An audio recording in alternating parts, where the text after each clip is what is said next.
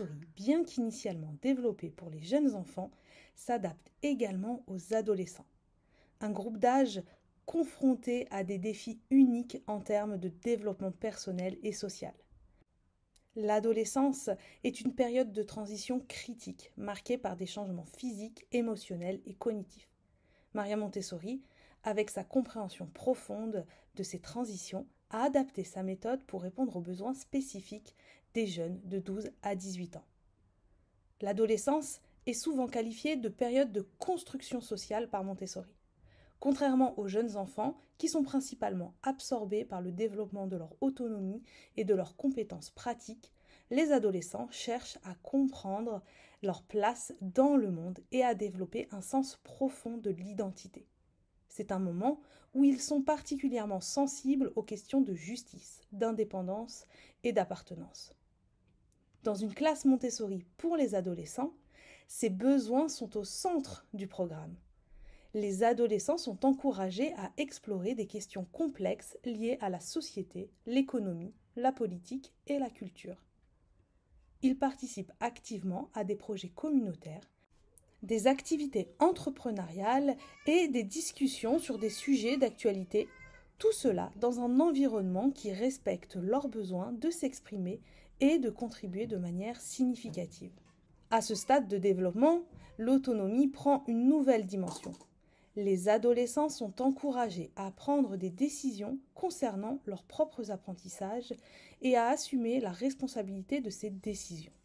Cela peut inclure la gestion de projets à long terme, la participation à des activités de service communautaire ou même la création de leur propre entreprise au sein de l'école.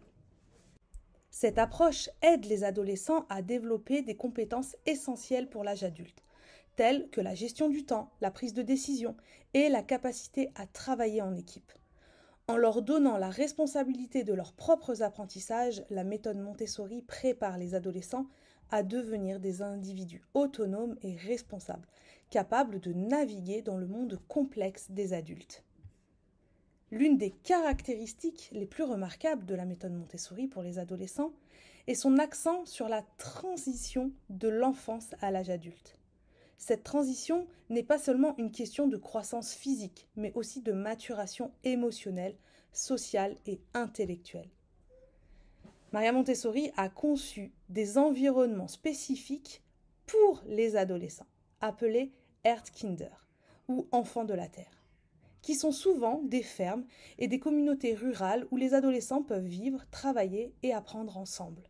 Dans ces environnements, les adolescents sont responsables non seulement de leurs apprentissages académiques, mais aussi de la gestion de la ferme, de la cuisine et des autres aspects de la vie communautaire.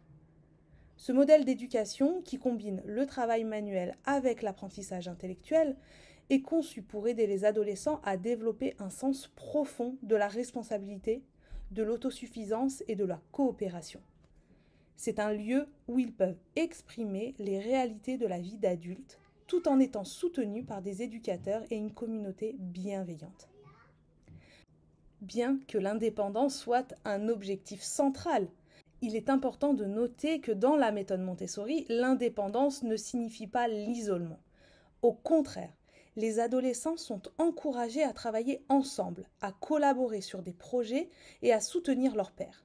Cette coopération renforce non seulement leurs apprentissages, mais aussi leur sens de la communauté et de l'empathie. En créant un équilibre entre autonomie individuelle et responsabilité collective, la méthode Montessori offre aux adolescents un cadre où ils peuvent grandir de manière équilibrée. Ils apprennent à se connaître eux-mêmes, à comprendre les autres et à trouver leur place dans le monde.